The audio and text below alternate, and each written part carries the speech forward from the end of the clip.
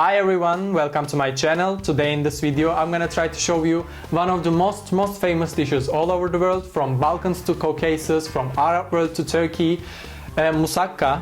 In all these regions it has plenty of different ways to prepare it, but I am going to try to show you the basic, delicious, homemade, classic Turkish way of preparing it. So if you are ready, if you are curious about it, let's go see how to make it. For a good moussaka, we are going to need some eggplants or aubergine. I am going to use 4 of them, which is like half a kilo. Instead of eggplants, you can use potato, you can use zucchini.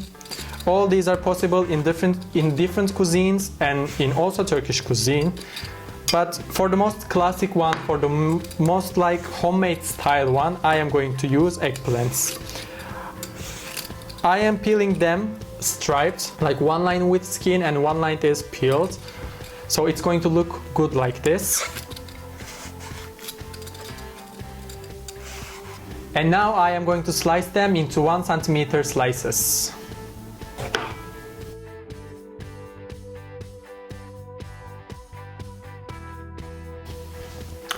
And now the eggplants are ready, but as you know, eggplant has this bitter taste that we don't like and that we don't want to feel when we eat something with aubergine. This is why we need to take out this bitterness. If you ask me how we can do it with sweating the eggplants. How are we going to do it? We are going to do it with some salt. So I am going to salt them very well. Don't worry, we are not going to feel and eat this much salt, but it needs this much salt right now. I am mixing it with my hands, because the less equipment you are using, the less you are dirtying around, the more successful you were during cooking, if you ask me. Especially if you are cleaning after cooking. This is why these kind of tricks are important. And now to cover the eggplants, to make a good company for it, we are going to prepare a sort of a sauce. This is going to be a sort of a ragu from Italian cuisine actually, if you are familiar with it, but in Turkish style of making it. For this I am going to use 400 grams of ground beef. I am going to use some onion as well, as you can see here. You might think that why I didn't put the onion in the beginning as it happens usually. I am going to tell you that when onion meets the heat, it is going to take out all the juice, all the water, and then we are going to have a lot of water in the pan. And then when we put the ground beef is going to be boiling in that water. But what we want it to get is to get roasted. This is why I didn't put the onion in the beginning. Now like this, all alone, I am going to roast the ground beef for about 4 or 5 minutes, and then I am going to add the other ingredients. When you work on ground beef, it's really beneficial to smash it as I am doing right now, because otherwise it stays as big and thick parts. You can do it with a spatula or a flat spoon. Now it's roasted enough to add the other ingredients. I am going to add 1 very big onion, finely and freshly chopped, because it's never enough onion. Onions are transparent, so they are cooked. So now it's time to add the tomato. I am going to add 1 cup of homemade tomato puree. If you don't have tomato puree, you can use 1.5 tablespoons of tomato paste as well. 1 teaspoon of pepper paste goes in. I am using only 1 teaspoon of pepper paste, but even this much pepper paste is going to change all the results. And now I am just going to roast it like this for about a couple of minutes more, because we want tomato and the pepper paste to take out their sour and sort of bitter taste. And now we can add some salt. Only like 1 teaspoon of some pepper for sure, just one pinch, finely and freshly ground. And I am going to add 1 pinch of thyme, dry thyme. I love this. Now I can see that everything is roasted, so it's time to add the garlic. I am going to add like 5 or 6 cloves of garlic. They are only chunked. It doesn't have to be like sliced into so small pieces. By the way, I didn't put garlic in the very beginning, because garlic gets burnt very easily. This is why it's always beneficial and good to add it a bit later than the other ingredients. Now I am going to give a final stir to everything, and then I am going to add some water, which is like half a cup of. Everything is mixed. So I am going to close the lid of pot, and I am going to cook it for about 7 or 8 minutes. It doesn't have to be so cooked very well because we are going to bake everything in the end. This is why it just needs to absorb the water that we put, and then we are going to continue.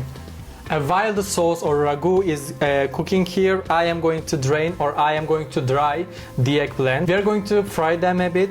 This is why we need to drain and dry it very well, otherwise it is going to spread a lot of oils all over the kitchen, and we wouldn't like to see that thing, believe me. It is really important to be able to do these kind of things at the same time.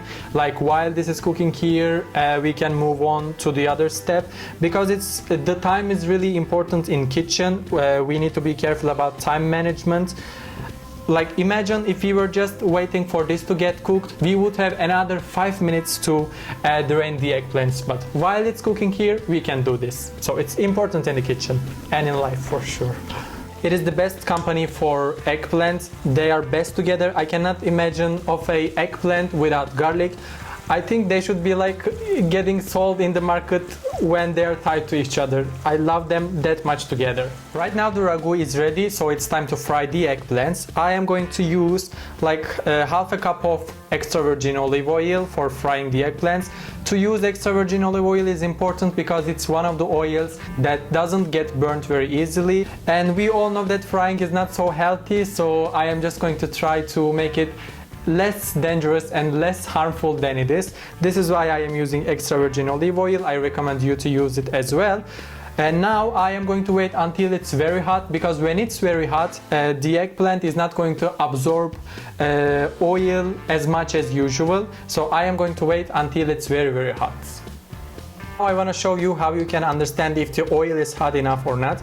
You can either get your hands close to the pan like this, but it might be dangerous, or you can just take a piece of eggplant and you can touch it to the oil. When it gets bubbly like this from around, it means it's hot enough to fry the vegetables. You can use this technique all the time, or trick, let's say. So now I am going to put the eggplants, but I am not going to fry them too much, because as I said, in the end we are going to bake them all together. This is why I am just going to get them fried for approximately 3 minutes for each side.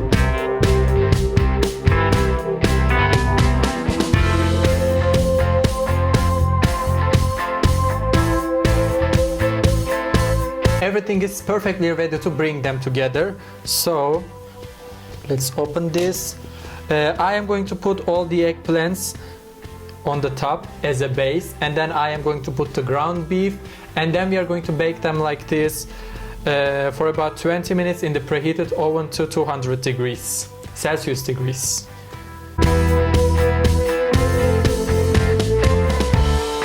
Now, as you know, I am going to put it in the oven for baking. So for this I am going to need to add some extra water, which is like half a cup of hot water. It needs to be hot this time. And to finish it off, I am just going to put some green peppers and cherry tomatoes on top. They are going to get grilled, they are going to get baked very well in the oven, and it's going to look very good when you serve it. Like this, it's going to the oven now. It's preheated to 200 degrees and it's going to stay in the oven for 20 minutes.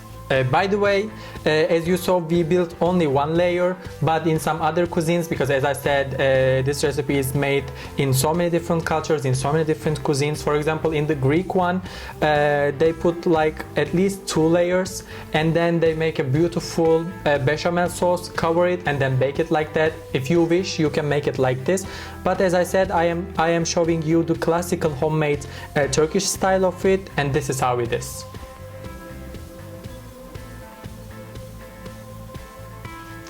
Right now everything is perfectly ready. All the tomatoes and peppers that we put on top got perfectly grilled or baked.